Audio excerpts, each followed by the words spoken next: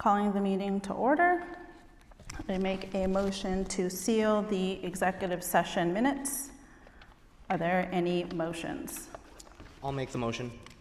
Is there a second?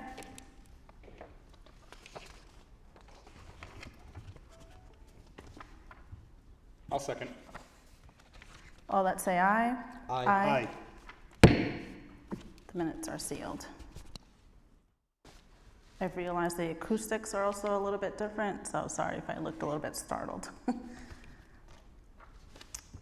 Next item, please. Next item is student liaisons. Nathan Tavares, East Providence High School. Sorry, give me 1 second. We'll do the Pledge of Allegiance in a moment of silence.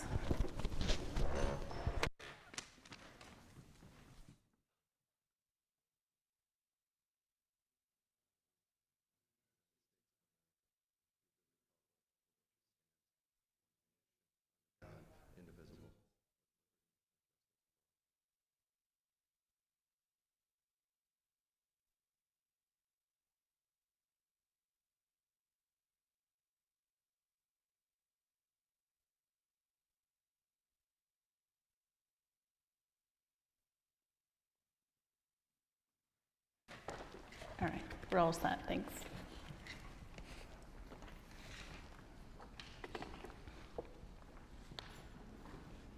Good evening, everyone. As you know, I am Nathan Tavares, and I will be succeeding Gayatri as liaison from East Providence High School. Considering I will be holding this position for just about a year, I want to tell you all a little about myself. I am the current Vice President of the Portuguese Club, Vice President of Service of the National Honor Society, and enthusiastic member of the golf team. In our East Providence community, I am working as the coordinator of the Mayor's Summer Youth Workforce and as a staff member at the Crescent Park Carousel. Now getting into EPHS, we've had an extremely eventful end of the school year. The Health Occupations Program has hosted yet another successful blood drive. We had an incredible fashion and art shows where students in these arts programs showcase their skills in an impressive manner. The CTC Awards ceremony recognized those students who successfully completed their respective technical programs. The Social Studies Department held a voter registration drive for all junior seniors, and of course, we had a lively junior and senior prom. Class night recognized junior and senior students who excelled academically, and the athletics banquet recognized those students who embody the true spirit and prowess of a townie athlete. The seniors were able to walk the halls of their middle school for one last time, preceding graduation at Pierce Field, which all of us that attended know was a momentous night that captured the hard work and dedication that the seniors put into their community. And that brings us up to today, which was the first day of final exams that will conclude on Friday. Onto athletics, the EPHS golf team finished the season 11-3, with 2 individuals qualifying for the state championship. Moving up to Division II this year, the boys tennis team ended off with an impressive 9-4 record. The track and field team, along with the boys volleyball team, had respectable seasons as well.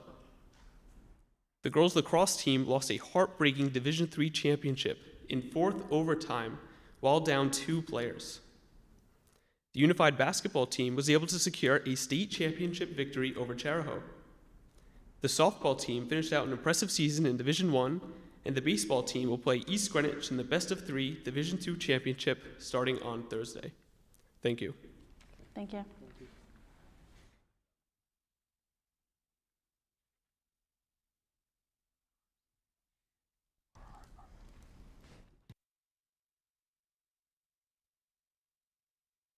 Next is Aurora Hofstetter, Riverside Middle School.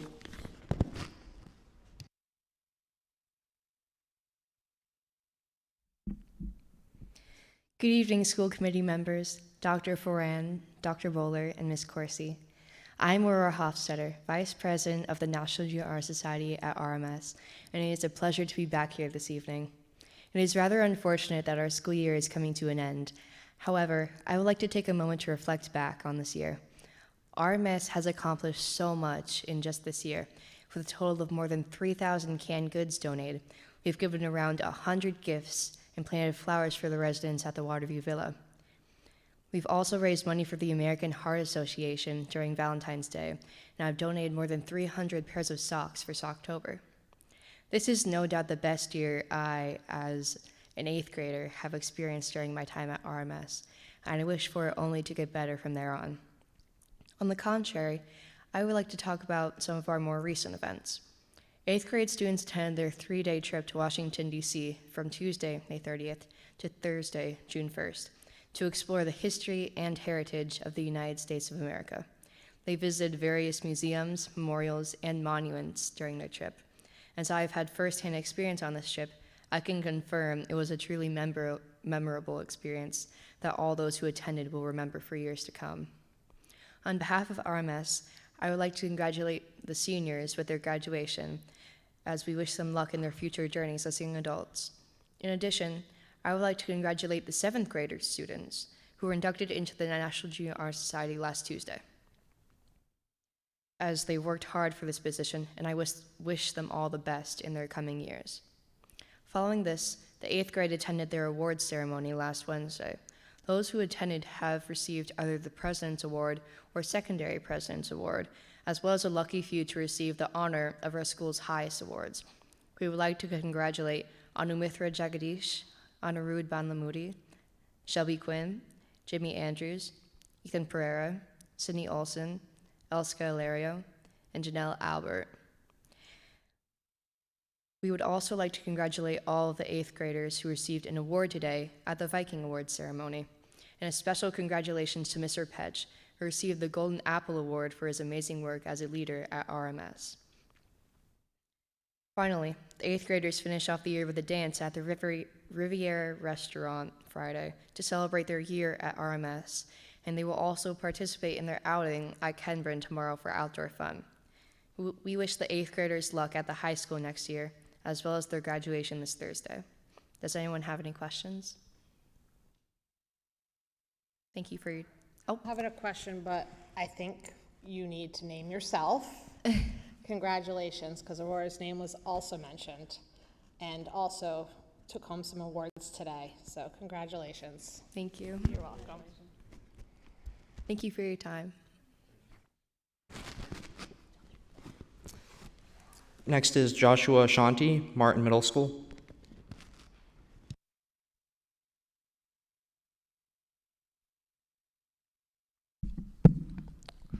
Good evening, members of the school committee, Dr. Forand, Dr. Bowler, and Mrs. Corsi. My name is Joshua Shanty, and I'm an 8th grader at Martin Middle School and the president of our MMS chapter of the National Junior Honor Society. Thank you for having me back this evening as liaison from Martin Middle School. For my final presentation from the highlights from MMS, our spring athletics teams completed their tremendous seasons with much to be proud of. Both baseball and softball teams made it to the playoffs this year. Our track and field teams were filled with athletes who made outstanding personal and team growth. As always, Martin Wildcat pride was evident on all fields and tracks this spring season. Moving onwards, Martin Middle School Chorus had their spring concert on May 17th. It was an enchanted evening filled with beautiful music, led by our choral director, Mr. Rappa. On June 1st, my fellow National Junior Honor Society members and I were inducted in a ceremony that was student-designed and facilitated. We also celebrated our 8th grade awards night on June 7th. In our final week of school, Martin Middle School students are enjoying field days and spending time with our friends and completing all academic tasks. With that, these are our updates, and I wish you all a wonderful, relaxing summer. And at this time, I'm happy to answer any questions. Well, thank you. And just as a reminder, I'm sure your principals has informed all our liaisons, but do not feel like coming in July or August. It's summer vacation. We respect that. Next item, please. Next item is the consent agenda. I'll entertain a motion to approve the consent agenda. Is there a motion?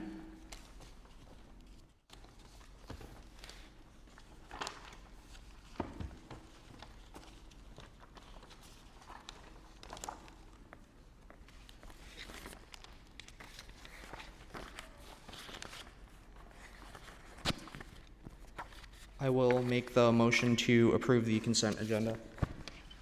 Is there a second?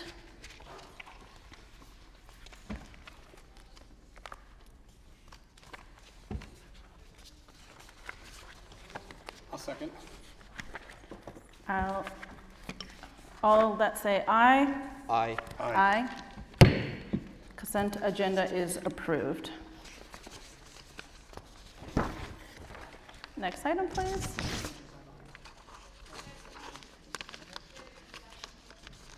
Next item is PTO, PTA, EPLAC reports.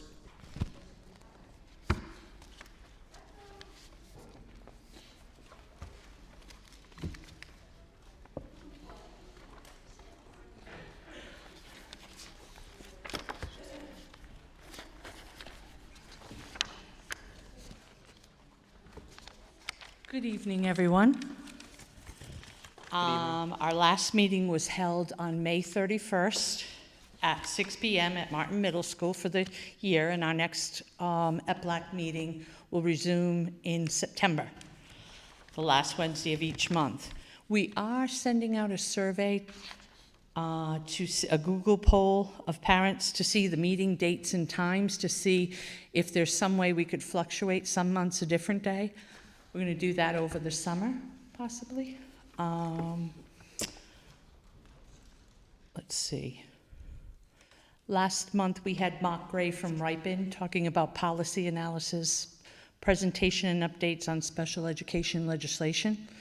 That was really informative. And then we had Orchard Montessori Center to discuss their inclusion program. So that worked out really well. Sorry, I was just walking in that I just walked into this, but we look forward to the fall. We are looking for new members. We are looking for new board members, a new chair and co-chair. So I will still be staying on as a member, but we are looking actively for a board for November, October, November. We'll be seeking that. So I hope everyone has a nice summer. And if anybody has any questions or anything for the local advisory committee, they can email us at eplac@epschoolsri.com. Thank you and have a great night. Thank you.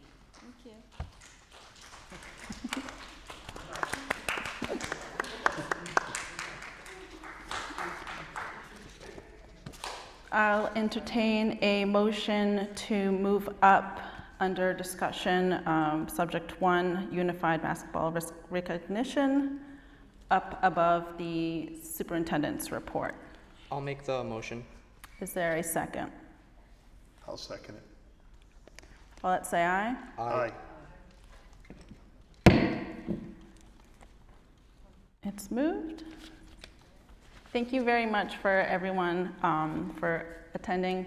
The school committee here wanted to take a moment and recognize the huge accomplishment and hard work from our unified basketball team, and especially the coaches.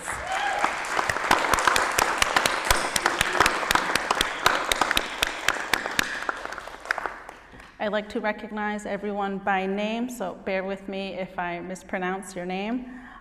Marin Bessett Warwick, Jaden Delgado, Kayana Burgo. Oh, no. All right. If you would like, I can stand by the podium and call your names up for a proper recognition, if that's okay. All right.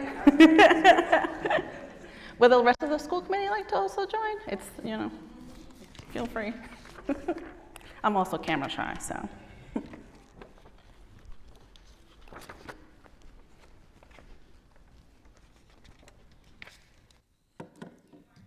All right. Okay. Kayana Burgo.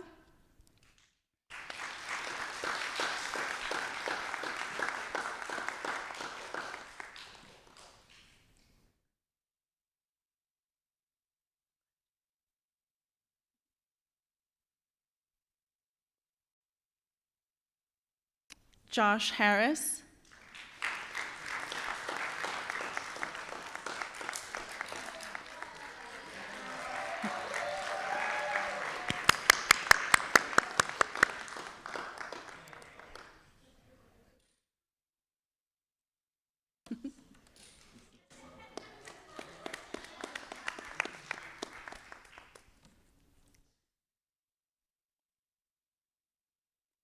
Lily Johnson.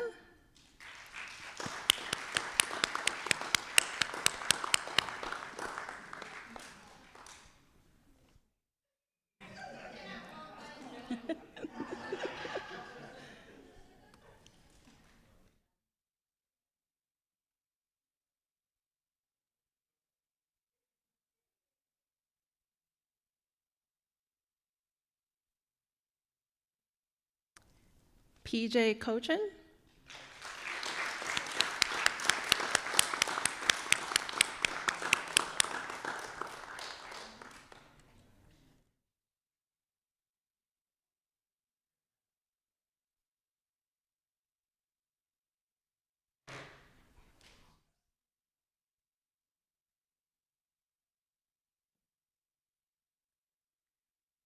Shane Lavin.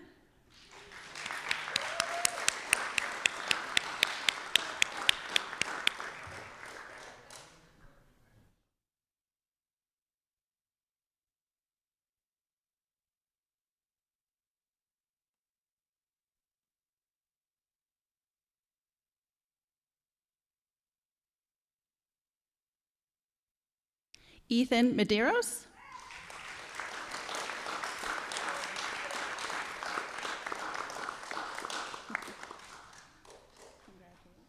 Thank you. Erin McLaughlin.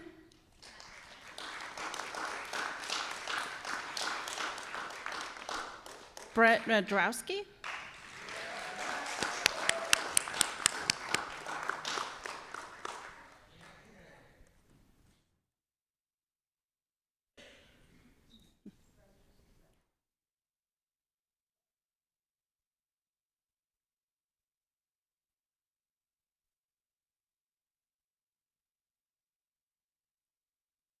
Ben Nascimento.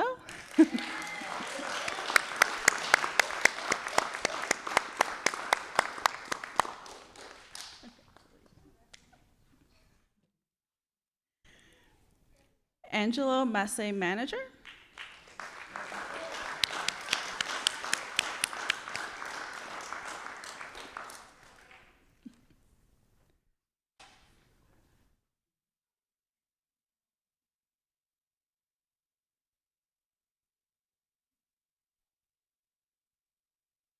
Joseph Santana.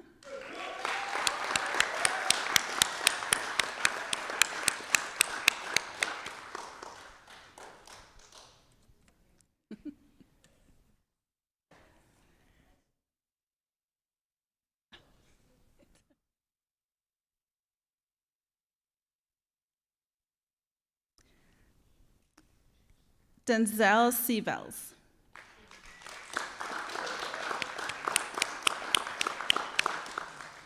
Alex Vieira.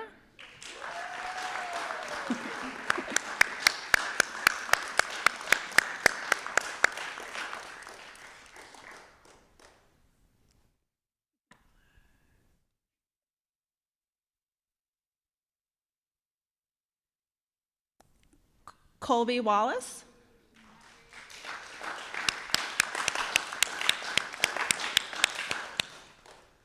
And Jaden Wright.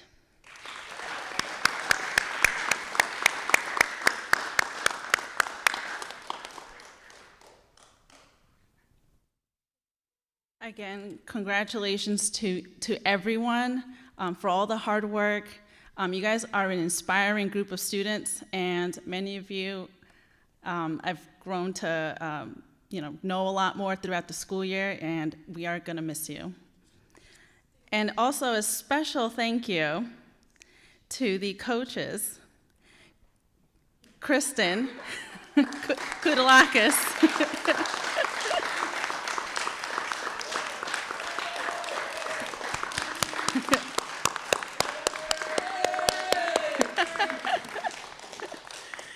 Donna Broaden. Dana, sorry. Oh, sorry.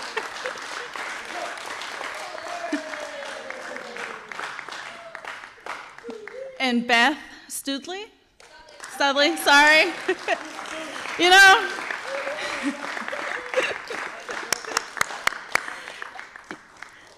And Nurika Ferreira.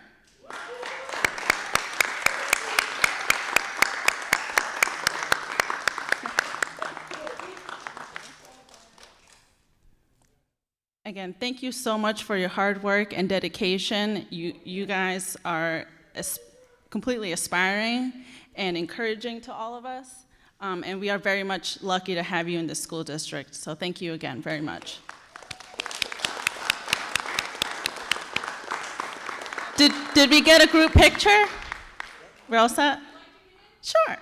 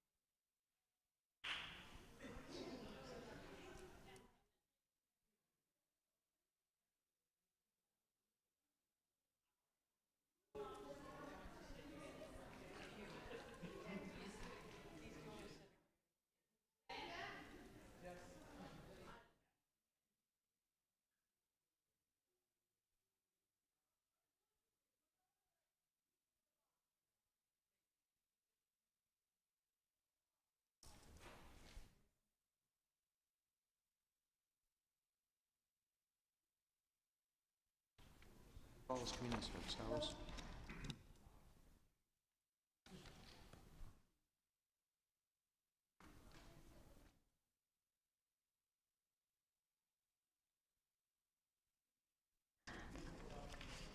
Since our presenters are here for tonight, and I would like to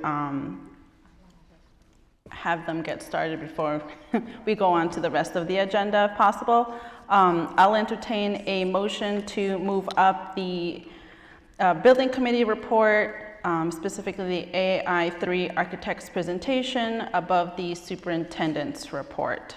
Is there a motion? I'll make the motion.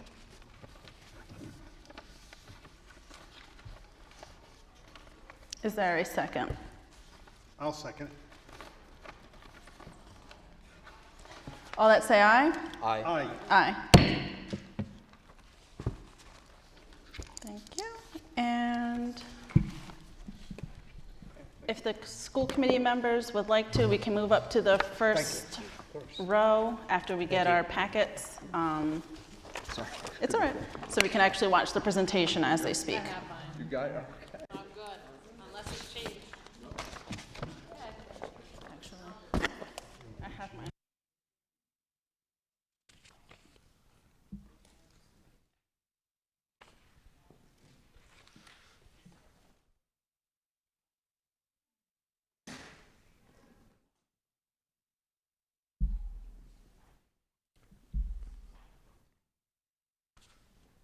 So thank you, members of the school committee. My name is James Jordan with AI3 Architects, and joining me tonight is John Quell, also with AI3 Architects.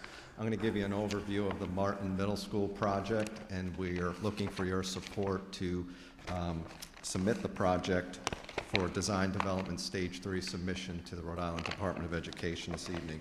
John is going to be updating you on the progress with the Facilities Equity Initiative projects that are taking place at the Riverside School, focused on the Library Media Center as well as the science labs. So we're just going to give you an overview, not get into the weeds on anything. If you have any questions, please feel free to stop me, and we could take questions or save them to the end. So next slide, please.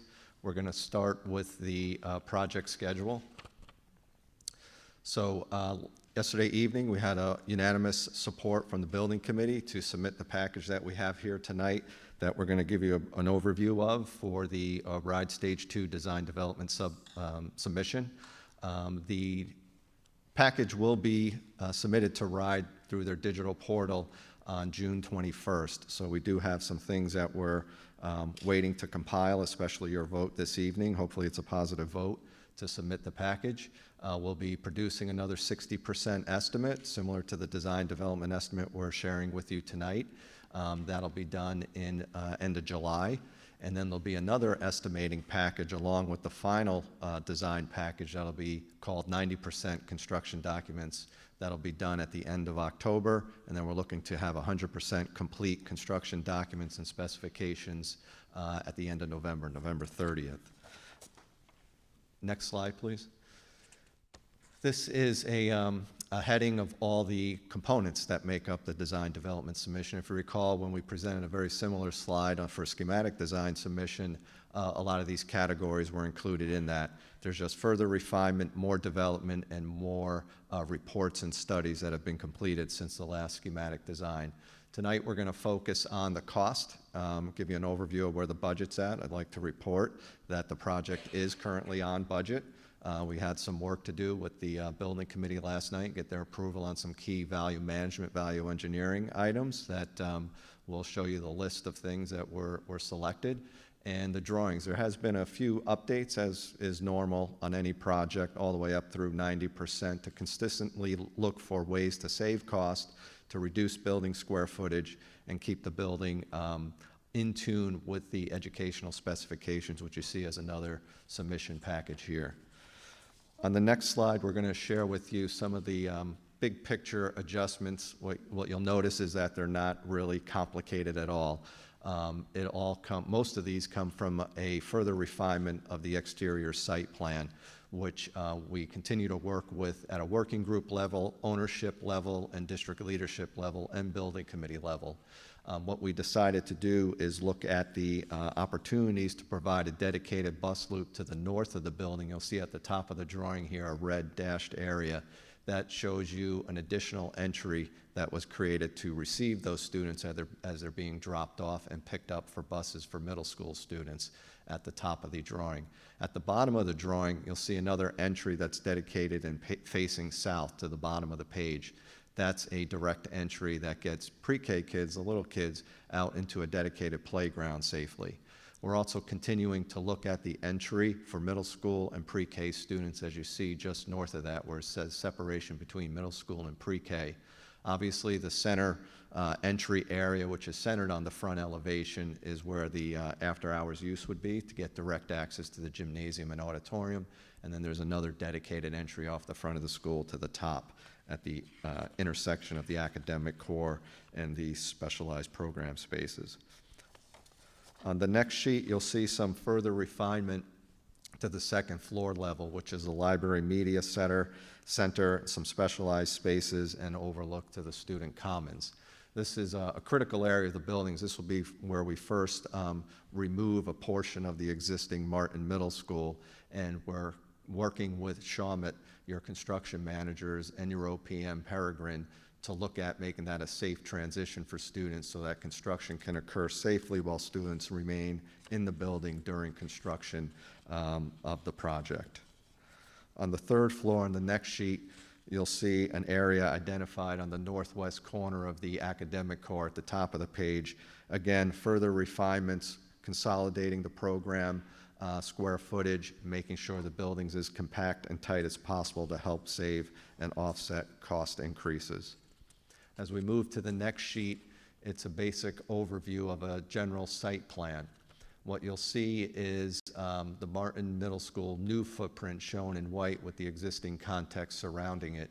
You'll see blue circulation arrows. That's dedicated access from the north side of Brown Street coming into the campus and having a dedicated drop-off zone at the front of the school and then exiting at the south exit drive.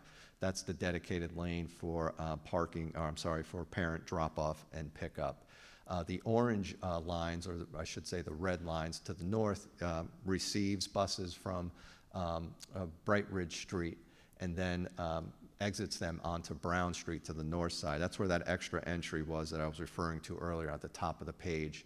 That's where buses will pick up and drop off and queue to keep a separation between buses and parent pickup and drop off. As far as the campus and parking counts go, the existing parking count on the campus is 143 spaces. The zoning code requirement for a size of this building, the auditorium size and the classrooms is 139 spaces. The school requested a minimum of 156 for all their professionals and teachers and staff that'll be on the campus and pre-K and their support team.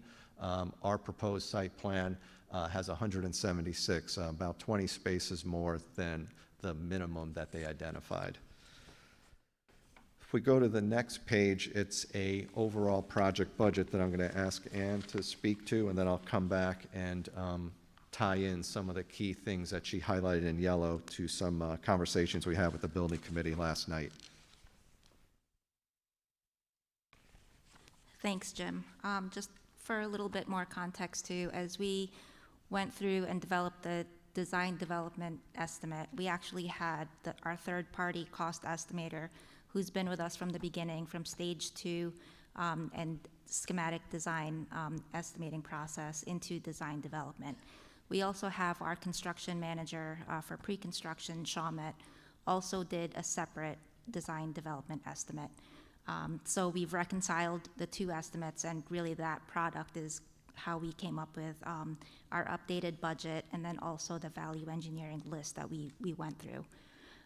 So just to kind of reset everyone here, our approved budget is based off of the stage 2 budget that was approved previously at the end of last year, and DD stage 3 is currently what we're proposing. The estimates came in reconciled at $110 million. We were able to come up with $3.2 million in value engineering. In Jim's presentation later on, you'll actually see that our target hard cost estimate was a little bit higher because we usually try to target hard cost, but since right now we're at 3.2 holding still, and we're also carrying some pre-K swing space number here. So to allow, again, to just get to our bottom line project budget, we actually adjusted a few of the items here, like owner construction contingency. We also updated our reimbursable expenses as well, and then the building permit fee and some of the administrative and legal fees below that we think we can certainly see some cost savings in as well as the project progresses. The architectural and engineering fees, as well as the owner's project management fees, are actual costs. And then the other items that we actually targeted for value engineering is the furniture, fixtures, and equipment, as well as the technology. This is really just to, again, illustrate to RIDE as we submit this, that we can meet budget through the process. As we go back into CD, 60% CD and 90% CDs, this will be another exercise that we'll have to go through 2 more times for that. I don't know if there are any questions on this. Okay. Jim? Thank you, Ann.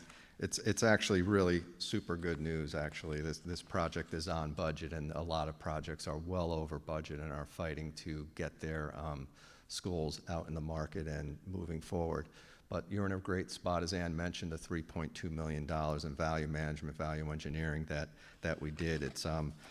We've been a part of projects that had $40 or $50 million in value management that had to be done, and we're nowhere even close to that. So we breathed a sigh of relief, especially with the crazy construction market and the escalating costs that are out there. We're in really good shape here. So as Ann mentioned, as you see the bottom line where it says total project budget, we're right on target of where we said we'd be to ride when we first started this process. And this is your second major check-in for the project, so that's great news.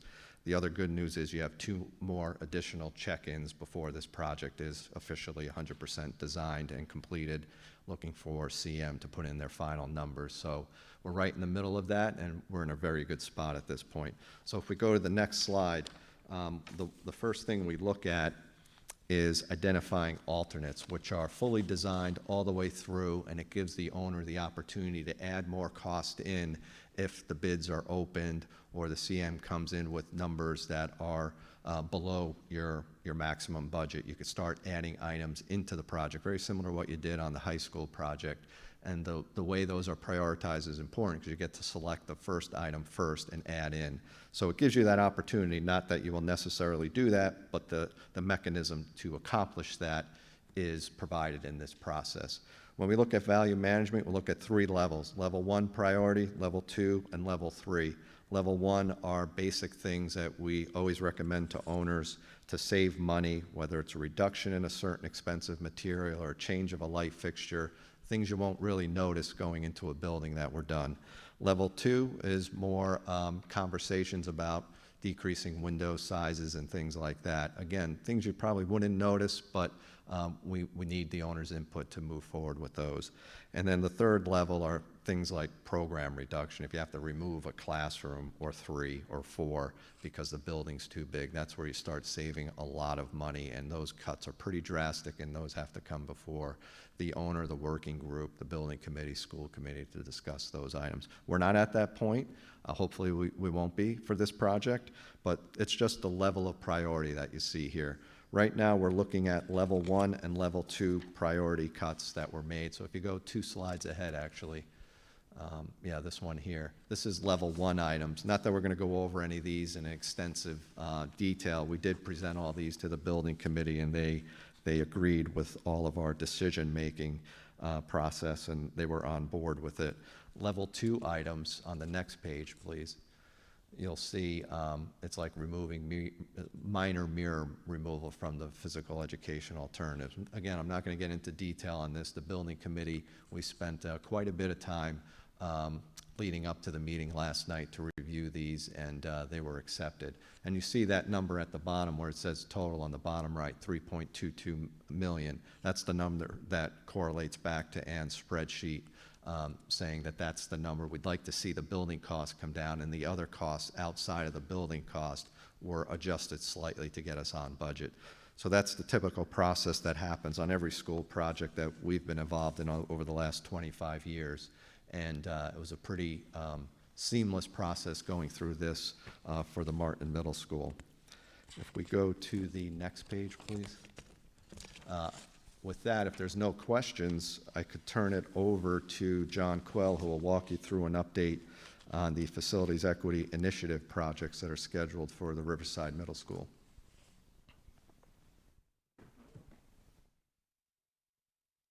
Thank you, Jim. Next slide, please. There's been a lot of great progress with regards to the Riverside Middle School project going on within that space. And the next few slides will give you updates on some of the progress that has occurred and give you a snapshot of what's been happening with regards to the floor plans and the discussions that we've had with staff over the past few months. Next slide, please. Where we are right now, we are submitting the DD submission at the end of June. We met with the building committee yesterday and presented this presentation that we're showing tonight. We are going to go right into 75% CDs and go through another estimating process. We received estimates a few weeks ago from the DD submission, and we are, and you'll see in a few slides, we're in line with what the budget is and where we need to move forward with the discussions or with the designs and some of the improvements within the school. We will be submitting the 75% CD submission at the end of July, and then move right into releasing the documents to bid, and hopefully from there go into construction services and start constructing a lot of the designs that are going to be taking place within the Riverside Middle School. Next slide, please. Just as a reminder, the projects will include upgrades and renovations to the Media Center and the six out of the 8 science classrooms, the Media Center on the first floor and second floor, and then the science classrooms as well on the first and second floor. Next slide, please. So the proposed design and floor plans that we're going to show over the next few slides really reflect the many discussions that we've had with working group, with district leaders, with staff, and many programming meetings over the past several weeks and month. And you could see here in the floor plans within the Media Center, we're showing the first floor to the left and second floor, the balcony to the right. Some of the improvements that we are looking to include within the design, and a part of that includes cosmetics, so upgrades to the finishes, wall finishes, inclusion of new furniture, flexible furniture, in addition to some of the existing tables and chairs. Reorganization of some of the space and calling out different zones on the first and second floor with regards to printing and prep area, a new circulation desk, dedicated stack zones, and also additional stacks along the perimeter. Collaboration areas along the perimeter as well to support small group collaborations and for staff and students' use, study areas, and then also classroom and teaching areas, the main classroom teaching area being on the first floor, identified as number 6 at the center front end of the Media Center, where it could be an open, flexible space for multiple class use and functions. The second floor also includes updates to the balcony and creating or adding a storefront to allow for sound, to help with sound distribution from the first floor, and really isolate the second floor with regards to some of the program that will take place up there, and including and adding a couple of small group rooms with the addition of walls and entries and an operable wall as well, so that, as you can see to the right, under number 1, an operable wall that can allow that space to function. It could become larger depending on the use and the program that's requiring it. Next slide, please. These are a couple of renderings that give you an idea of some of those designs and what's included. You can see to the left a new circulation desk, and these are working renderings. Circulation desk, some new updated flexible furniture, soft seating, a new half-height wall that could provide power and help create those zones for small group collaboration.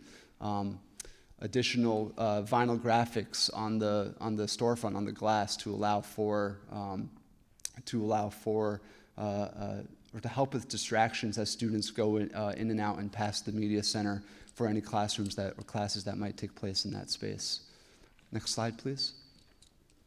This is looking, as you enter through the Media Center, looking at the back wall, adding acoustic panels to help with sound distribution, motorized shades to replace the existing shades that are on there now, a recessed projection screen to allow for a larger format display, to allow for larger groups and functions within the space. Next slide, please. And then again, this is, you're back up against that presentation wall looking at the balcony. You can see the storefront. That allows for natural daylight, visibility into the main floor. And you can see some of the distribution of new furniture with the existing furniture that will occur in that space. Next slide, please. Additionally, we're looking at 6 science classrooms, and these will be updated to align with the Martin Middle School designs as well, with new furniture, new cosmetic upgrades, which would include new flooring, new walls, or not new walls, but new upgrades to walls, whether it's paint, marker boards, teaching wall, new casework along the perimeter edge, removing the demo table that's currently in the middle of the floor, that's fixed, removing that and adding sinks along the perimeter, adding a sink in lieu of having just one, really creating an open science classroom that's more inclusive of 21st century learning and aligns with a lot of what Martin Middle School is proposing in their science department as well. Next slide, please. And this just gives you a snapshot of what that is starting to look like. The design of the casework, you could see to the right, the painted soffit to provide a pop of color, a new door with a side light for visibility in and out of the classroom, new marker board surface and tack board surface above, and then of course all new tables and chairs for the use and flexibility in that space. Next slide, please. And then I'll turn it over to Ann to quickly touch on the project budget and cash flow sheet.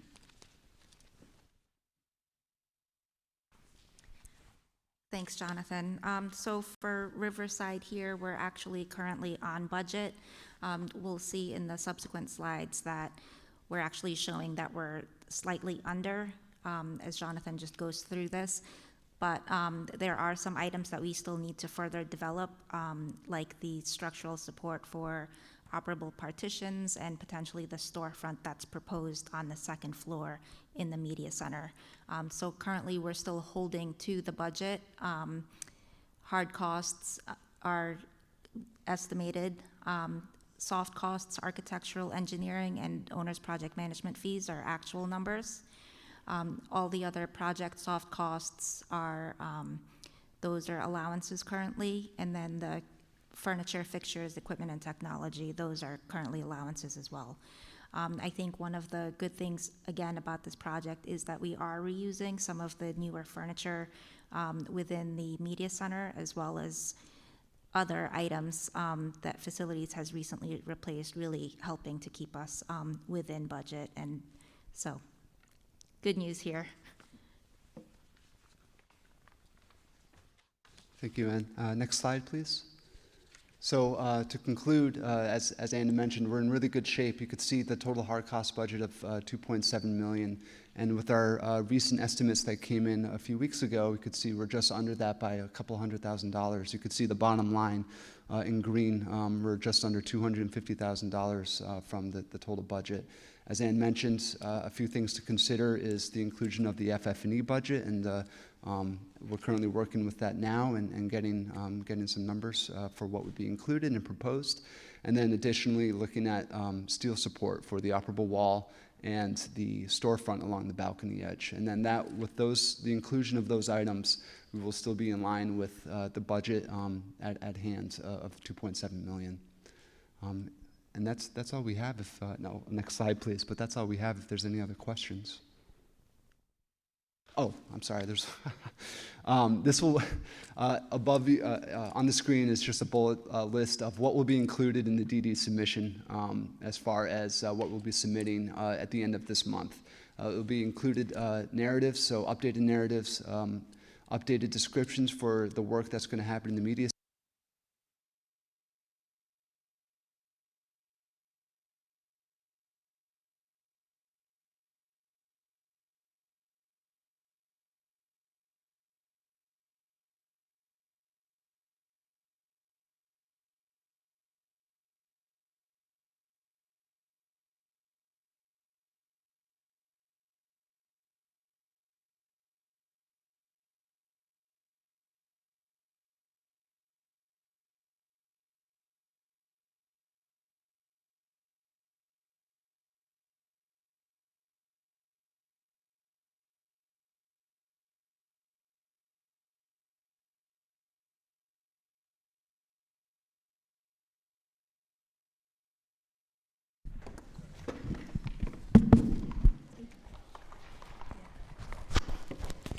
Are there any questions, comments from the committee members?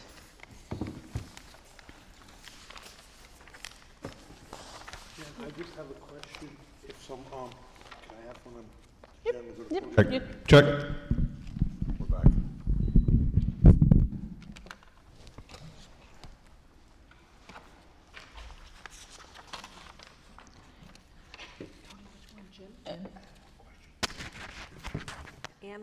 You should probably, your mic. I'm sorry. Yeah.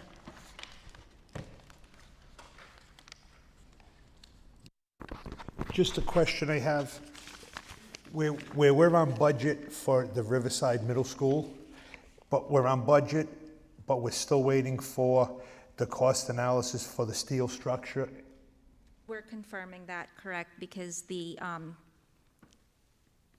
scope of the storefront and then the operable partition, that actually came out during the design development phase, so it does need to be further developed. And so we're on budget minus those items, but Well, currently, the budget that I'm showing is actually showing a little bit higher than what the cost estimate is. okay. So we feel that that should be able to cover any additional structure that's required. And we should have that in a couple of weeks, maybe? Yes. Yes. Okay. We should have updates to those within a couple of weeks. And Okay. will be presented at the next school committee meeting. Excellent. Okay, thank you. Yeah, of course. Thank you, Jen. I just have one question really quick for whoever can best answer it. So for Martin Middle School, regarding on the map where it shows bus circulation, so where you're looking at where the buses would essentially enter on Bliss Street, right behind the Teamsters building, would that be creating like a new road behind that building? Because I don't recall seeing a road there. Yes, we are currently investigating that. Preliminary conversations has shown that that is property that you do own, and access to it is viable. So we're looking at methods of developing that, and we think it could be something that could be an asset to the school to help keep the site more safe and secure by separating bus and parent pickup and drop off. So, yeah, we think it's definitely an opportunity that we want to take advantage of. So we're pushing forward with that, and we'll see where the permitting process leads us. All right, thank you. You're welcome.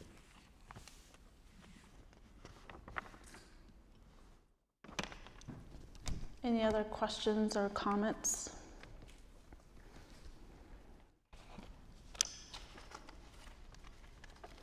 Okay.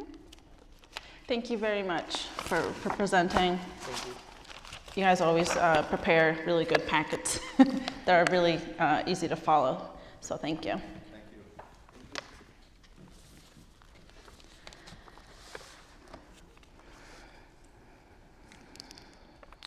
Next item, please. Next item is the superintendent's report. Dr. Ferran. Thank you. So the first item I have is, I have a certificate from the Rhode Island Board of Education recognizing School Committee Chair Jenny Furtado for graduating from the Rhode Island Association of School Committees Leadership Academy. So congratulations. Thank you. Congratulations. Thank you. That's a surprise. Yeah. Thank you. Staff recognition. So Aurora kind of stole a little bit of our thunder. Today we had a Golden Apple Award winner, Brian Petch, Dean at Riverside Middle School, was nominated by several of his colleagues for his outstanding work at Riverside Middle School. So Patrice Wood came and presented him with a Golden Apple and a $250 check, and he will be on Channel 10 News on July 6th. So congratulations to Brian. And then last week, I believe it was, we have the State Teacher of the Year, Ame Kutu, in our district. So that's a huge honor. She was selected from all of the district Teachers of the Year to represent Rhode Island in the national competition. Ame will be working at RIDE and supporting some of their initiatives a couple days a week next year, and RIDE will provide help in her classroom. So we are extremely proud of Ame. It's a huge honor. It has been a really good year for East Providence. We had a Milken Award winner, the only one in the state. And we also had another Golden Apple earlier in the year, Jess Diorio. So I'm just really proud of our staff in the district. I don't think we could have done any better than we have. So congratulations to all of them, and they deserve all the recognition. So summer school programming. So just an update on where we are with that. So this year, we have an elementary program going on. We have actually 2 weeks of Camp Invention, which is a STEM camp. Celeste, how many seats are there in each week? One. The first,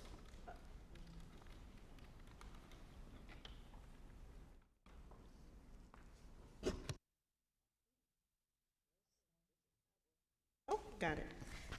The first week of camp, I think we have 160 seats, and then the second week of camp, we have 90 seats. So this is all sponsored by Nordstrom.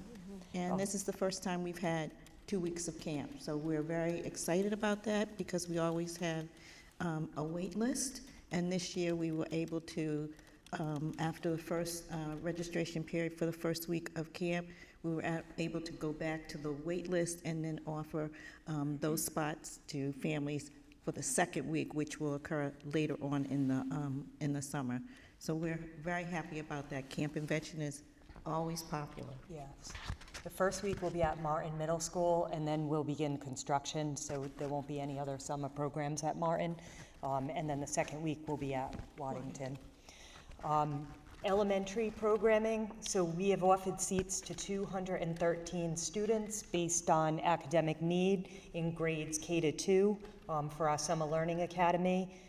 As of 6/7, we had 73 students registered in the K to 2, and then we have pre-K, incoming kindergarten students, and we also have a summer reading practicum from Rhode Island College, so we have 105 students there. We have 12 teachers and 4 paras that will be doing the teaching this summer, which is a ratio of 1 to 8 students to each teacher.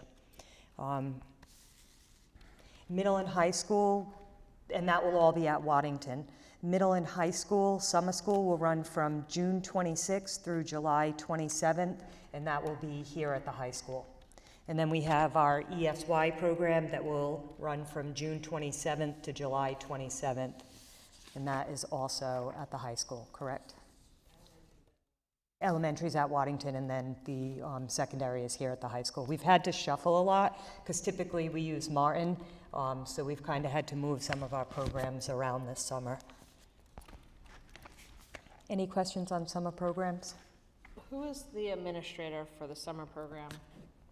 Elementary? Yes, Or- all of it.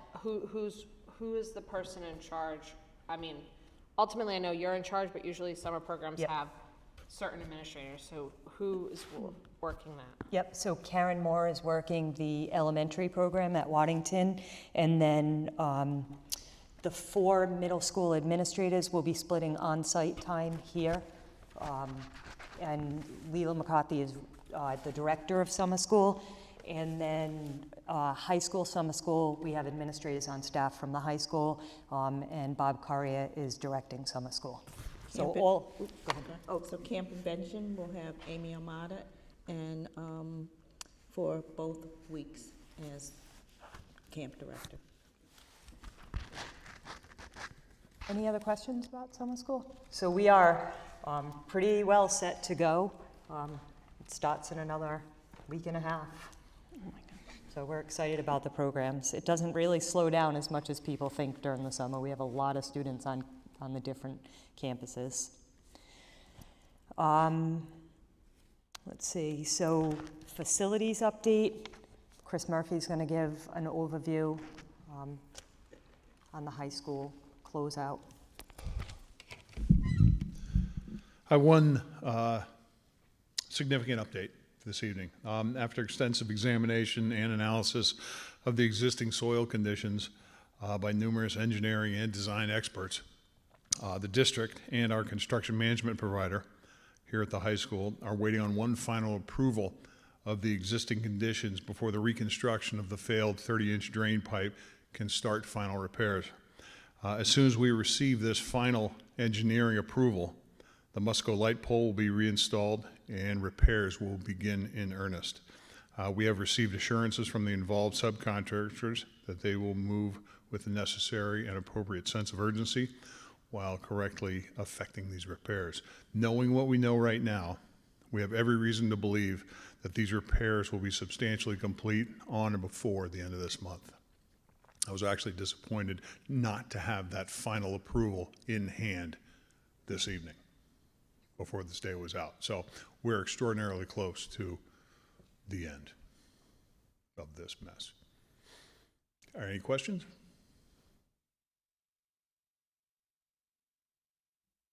Very well, thank you. So just an overview of where we are with the punch list too. So we're going to hand you a copy of the punch list for the high school. So there are, oh, they already have them, sorry. I didn't know you had them.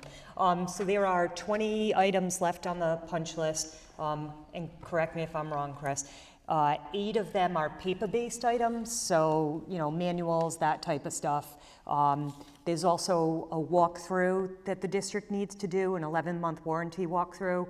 We've been postponing that while the work's being completed. So that's another item that is waiting on our action once we have everything. The 30-inch drain line, we just updated you. We had issues with the bioretention ponds. Those have all been corrected. They're just waiting to seed those areas. The sidewalk issues are scheduled to start as soon as school ends. So and the fire pump, they've identified why it's continuing to run on the generator when we lose power, and they have a software solution for that. So the major, and you can see all of the target completion dates on the punch list. So we are hoping to close this out very soon. Last night at the building committee meeting, Steve Duval, who I have been meeting with weekly with Sam Bradner, our OPM, he is the vice president of Gilbane.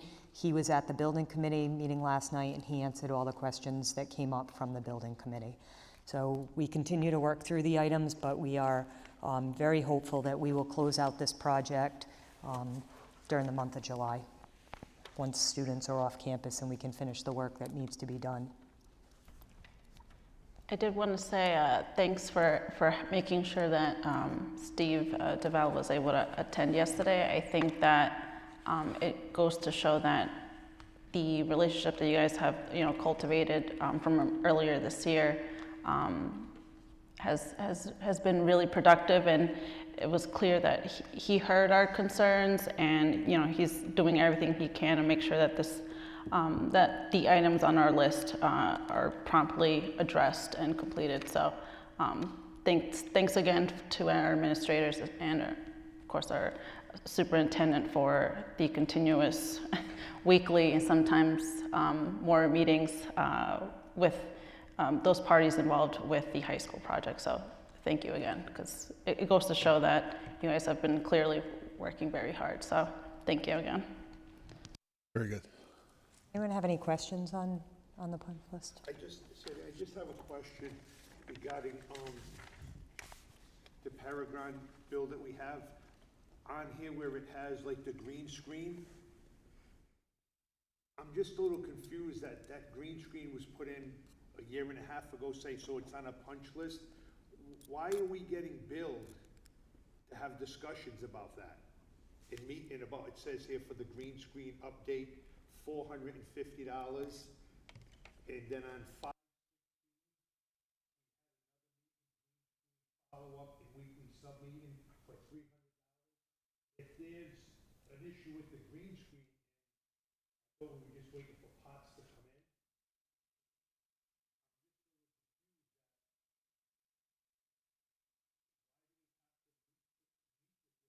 Pots come in.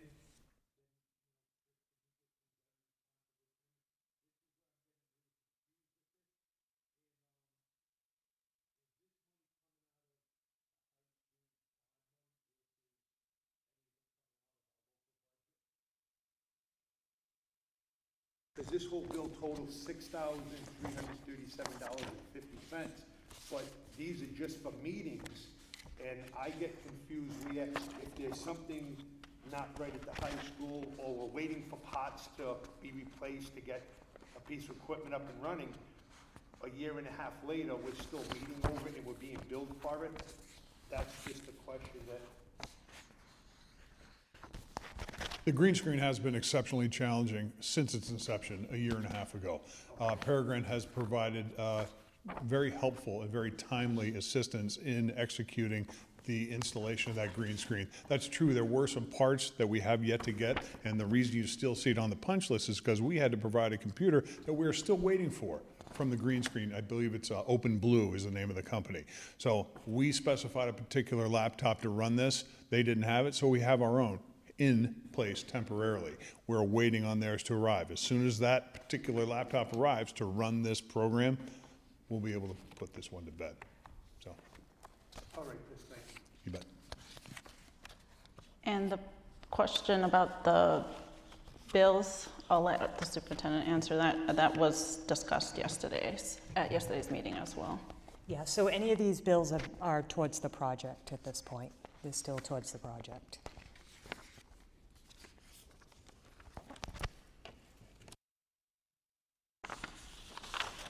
Any other questions? Okay. As far as the finance update, so you have the finance report in your packet. There is really no changes, nothing new to report. We're on track, and things are stable.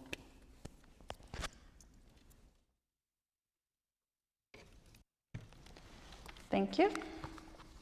Next item, please.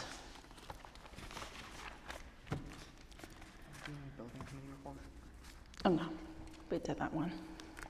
Next item is discussion items.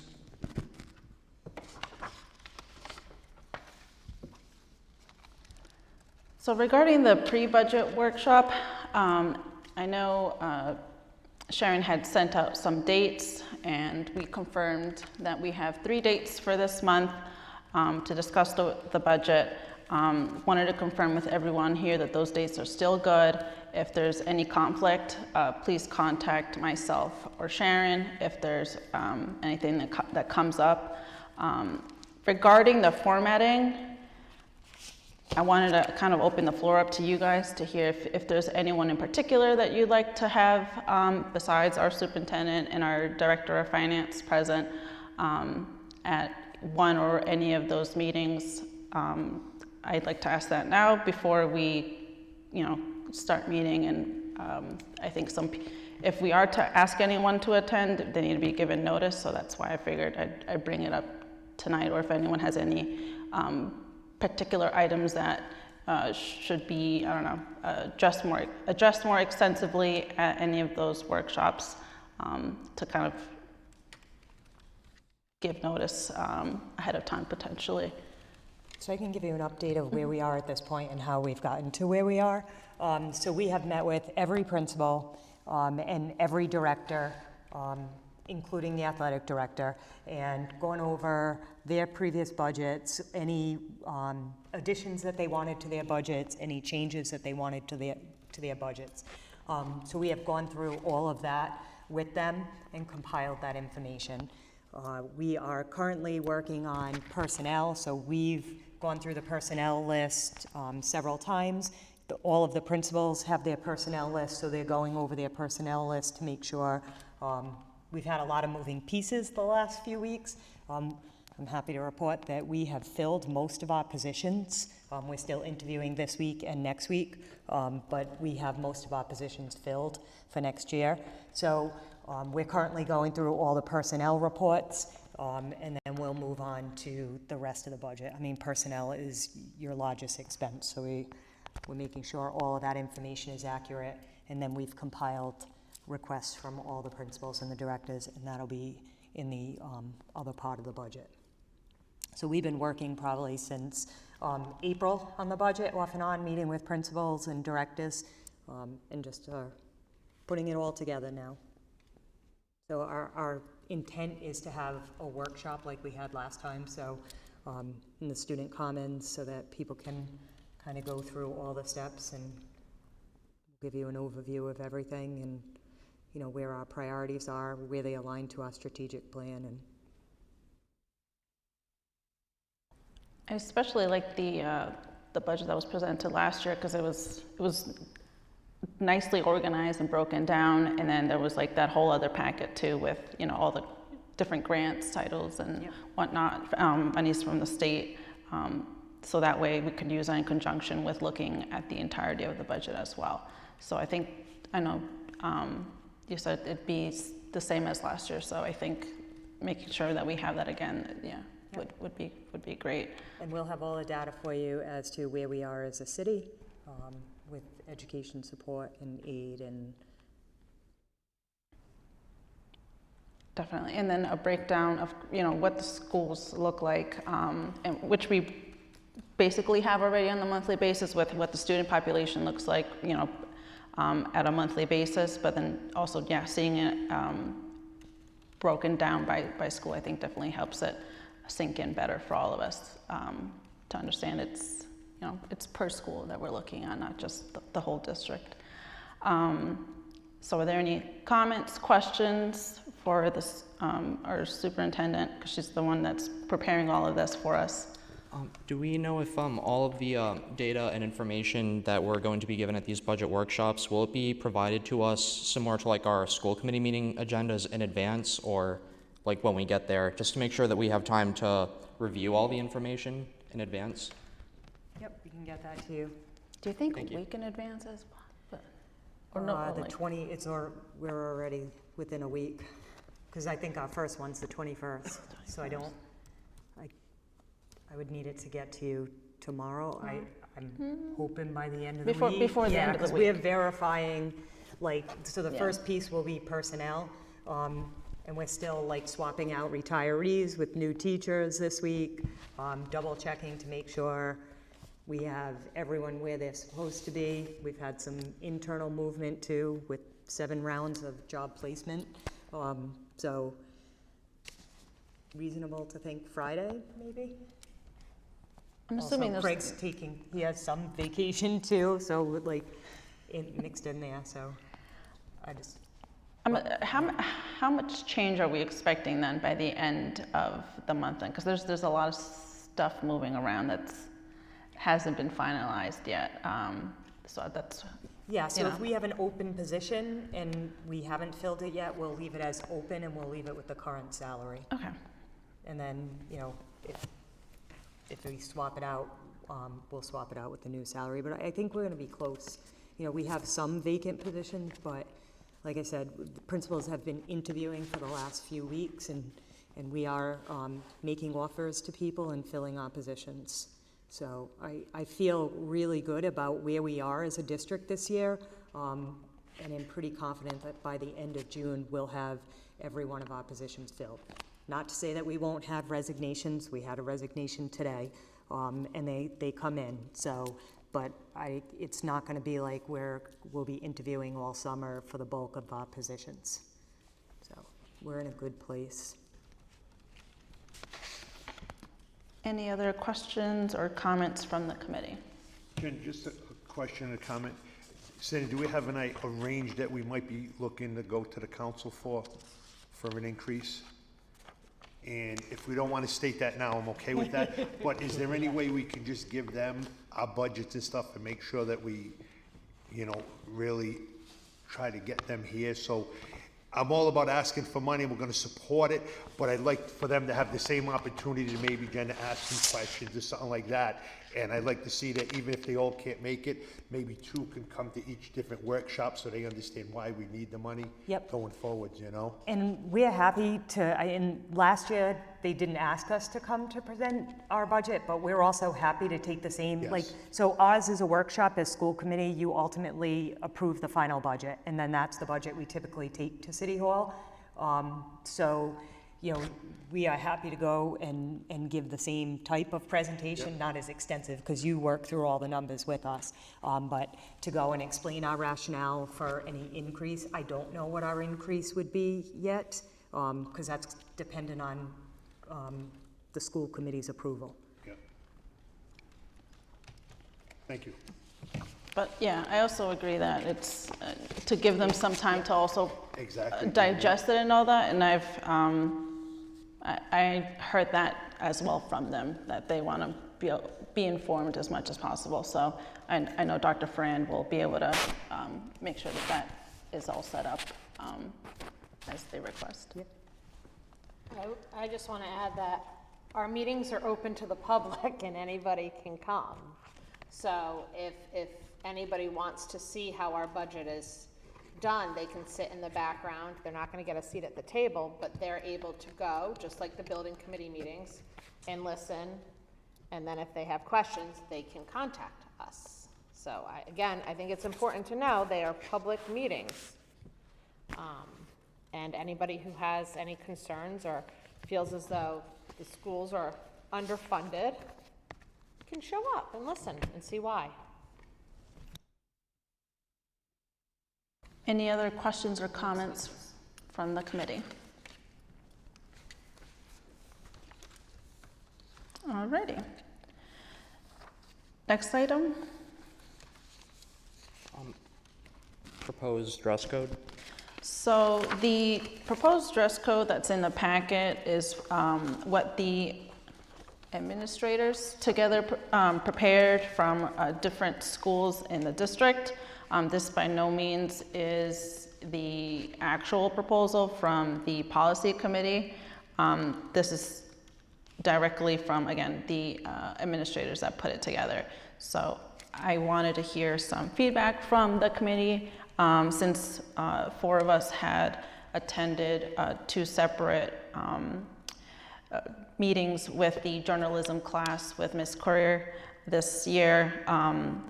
I wanted to make sure that all of us are kind of get to share our own opinions and thoughts on what was proposed.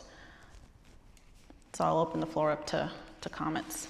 So we can basically have a discussion now about basically things we'd like to see in a proposed future policy. Yes, that way Jessica and I can put something together if there's any changes recommended or. Okay. Well, like that. Speaking for myself, I'll just say that for the most part of everything I see in here, I like and agree with. There might be a few things that I disagree with in terms of language, but one thing in particular that I would like to see be different than it is put on here is hoods up or hats not to be worn in schools at all in order to ensure safety. And I thought a part of what a lot of students had mentioned and what we, at least for myself as a committee member, wanted to see was allowing teachers to have the discretion to allow students to wear hats specifically in classrooms. I understand maybe not in hallways because if you look at cameras, it might be difficult to identify students, but I don't see why in classrooms students can't wear hats if the teacher specifically gives them permission. Yeah, I remember that being a common theme in the from the students regarding the hoods. Was this the only information provided by this dress code committee, or did they give more reasonings behind why they made these recommendations to us? Based on the surveys that we gave, based on the input that they received from students, because I know, based on the input they received from students, from faculty, that's where they gathered this from. They were multiple meetings, I think some disagreement at times, but this is what they felt they could put forward to the school committee and the policy committee. This is what they were comfortable with. And we invited representatives from every school, and these were the people that participated on the committee.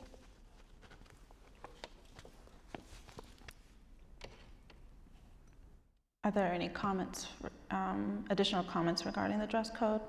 I will add though that the cell phone use, that is going to be a different policy. That's why it's not in here, because I know currently they're looped together in one. Okay. Yeah, so they're working on the student code of conduct additionally, but I know you wanted something on the dress code, so we wanted to get that out to you, and they were continuing to work on some of the other issues.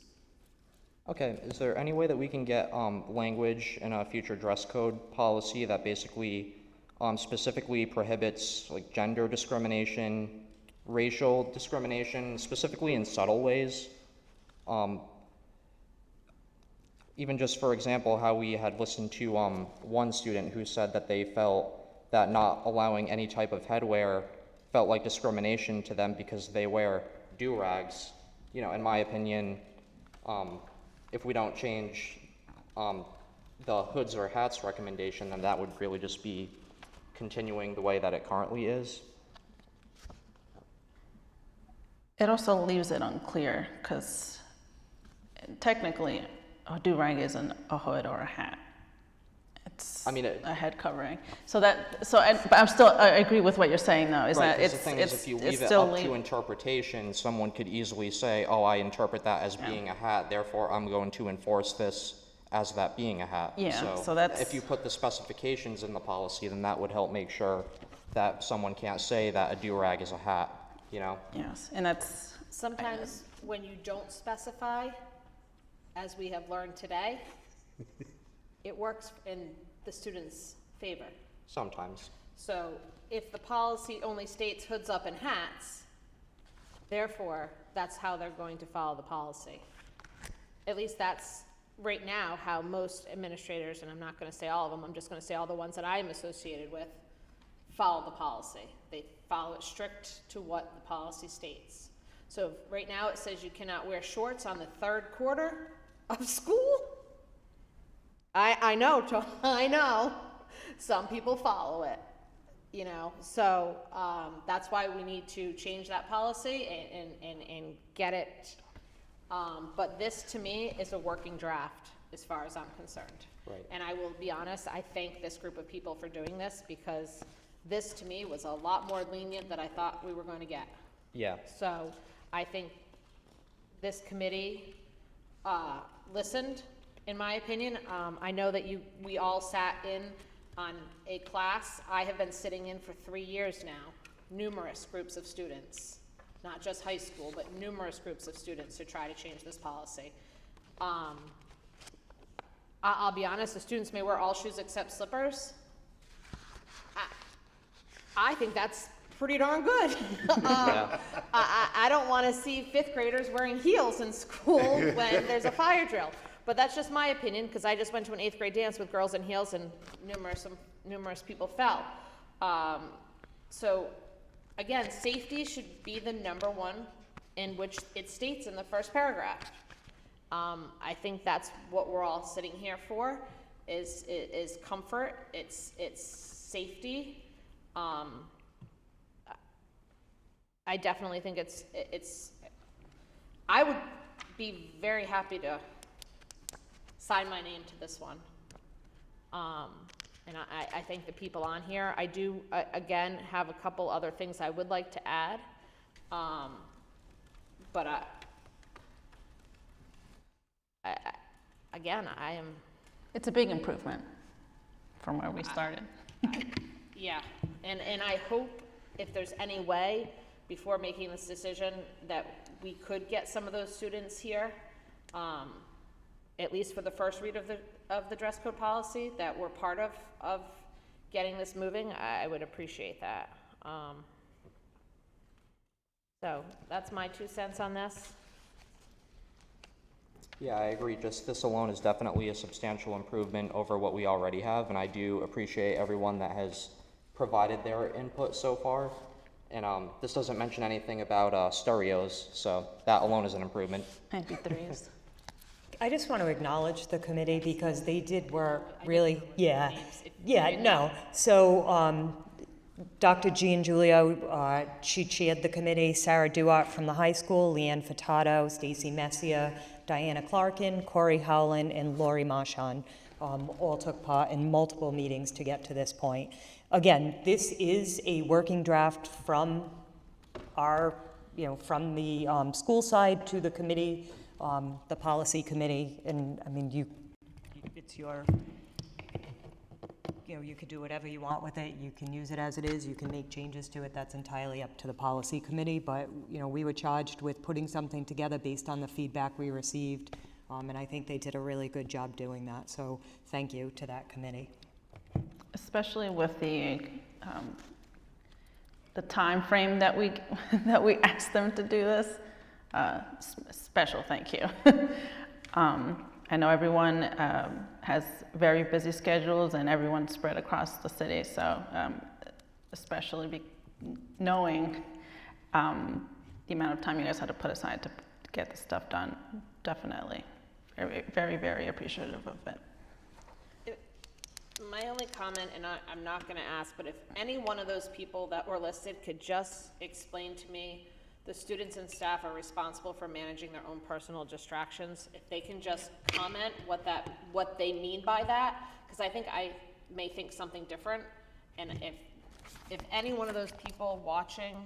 So I think a lot of what has been said is that dress code is a distraction. Yes. So I think that is a response to that comment, that each person, that it's only a distraction if you as a person, and Stacy, I don't want to put you on the spot. And I wasn't going to, that's why I said email, even I saw. Yeah. But But I mean, each person's responsible for managing themselves. That's, not, so that's how I that is read the it, but then I thought to interpretation. myself, well, no, Yes. if one staff member says, no, your shirt is distracting to me because you don't match, would be different than, or you're wearing a Yankee shirt is distraction to me. So, like, that's why So I you just. need to manage your own distraction. Correct.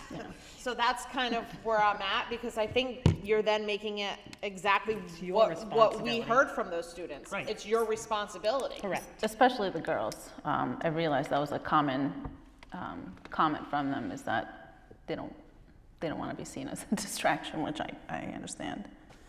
So I like how it hits not just the practical part of, the actual dress code, but also in principle too. It hits both.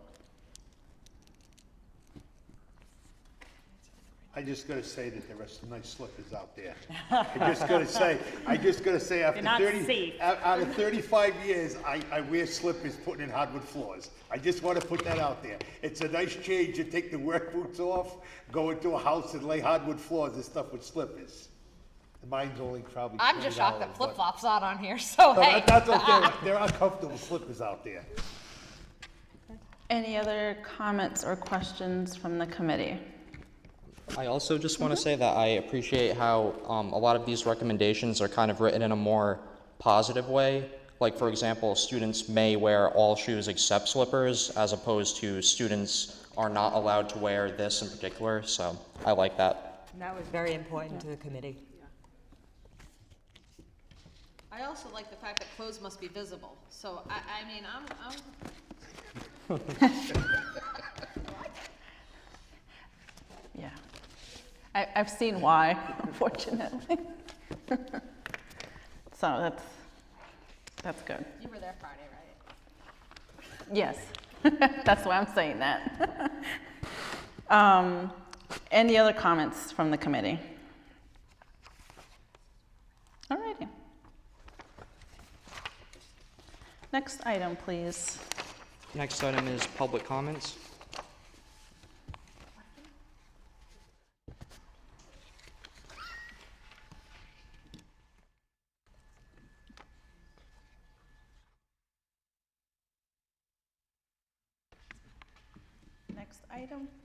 Next item, please. Next item is action items.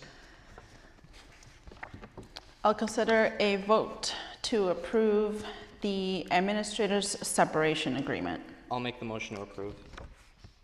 Is there a second?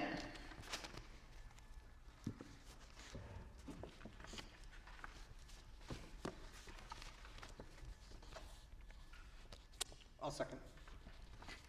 All that say aye? Aye. Aye. Aye. The agreement is approved. I'll consider a motion to approve the Martin Middle School Design Development Submittal to RIDE SBA. Is there a motion? I'll make a motion. Is there a second? I'll second. All that say aye? Aye. Aye. The submittal is approved. I'll consider a motion to approve the Riverside Middle School FEI Design Development Submittal to RIDE SBA. Is there a motion? Make motion. Is there a second? I'll second. All that say aye? Aye. Aye. This middle is approved. I'll entertain a motion to approve the award of the Oldham reconfiguration RFP.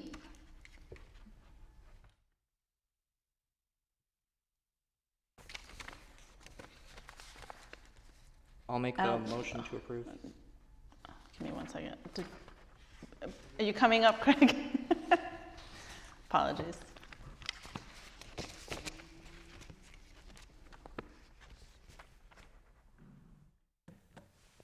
Good evening, everyone. This was approved last night at the building committee meeting. As part of the work that needs to happen at Martin, one of the very first options we had talked about was getting some temporary trailers and moving the preschool students out into the trailers. One, as we've been learning through the work that we've been doing on the Waddington project and discussion, trailers are not out there at all. So the superintendent had the idea about moving the preschool from Martin into Oldham for next year. In order for us to do that, we need to do some modification work. We're going to be splitting the library into 2 classrooms, and half of the cafeteria / gymnasium, and putting up some walls and some doors and moving the fire suppression pieces that are there as well. So the funds for this, because it's tied into the building project, is going to be funded through the building project, which is why the building committee had approved that last night as well. We had gone out to bid with our specs. We received 2 responses. One of the responses was deemed non-responsive by the reviewers, and so that left us with one response from Mill City Construction, who is currently doing the window replacement project work at Silver Spring and Orlo Avenue. So we're asking for you to approve award of this RFP to Mill City Construction for $89,330. I'm going to tell them tomorrow that it's a go, and they're going to start very quickly with a deadline of August 4th to have all that work done. So that's it. Thank you. Thank you. And that information was provided in the committee's packets. I would just have, is there any, if they're not completed on that date, any penalty clause in these contracts? Of course, we have it in all the contracts. Just checking, $1,500 a day. just checking, thank you. That's a nice incentive to get done on that date. I have a motion from Max Brandel. Is there a second? A second. All that say aye? Aye. Aye. The RFP is approved. And lastly, I'm not sure if, I know the high school trip to Italy information was provided in our packets as well. I wasn't sure if our superintendent wanted to add anything on there or if the committee had any questions in regards to that before we proceed to a vote. Thank you again for including the packets. They were super informational, so I don't have any questions either. I'll entertain a motion to approve the East Providence High School trip to Italy. Is there a motion? I'll make the motion. Is there a second? I'll second because I wish I was going to. Same. Was that a second? Sorry. Yep. All that say aye? Aye. Aye. The trip to Italy is approved. Can I just back up one question, if Sandy can answer it, Jen? Sure. The temporary work that we're gonna be doing for the pre-K, is this building's gonna be put back the same way it is now? Or is any of this gonna end up staying permanent? So I think it will, they're going to be there for 3 years. So I think it's going to depend on what we decide it will be the use going forward after that. Because all of the pre-K that was in there now will be moving to Martin, because we'll have 16 classrooms in Martin. So as we start to get closer, we have to explore options for how that building will be used once we move the pre-K to Martin. Thank you. So I can't answer that right now, but Okay, yeah. understand that, like, as we explore more, I'll be able to answer better. Okay, thank you. Any other, our next item. Next item is announcements. Are there any announcements from any of the committee members? Is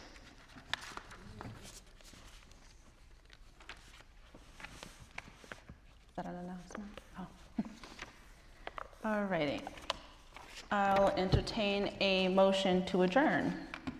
I'll make the motion to adjourn. Is there a second? I second. All that say aye? Aye. Meeting adjourned. Thank you. Have a good night.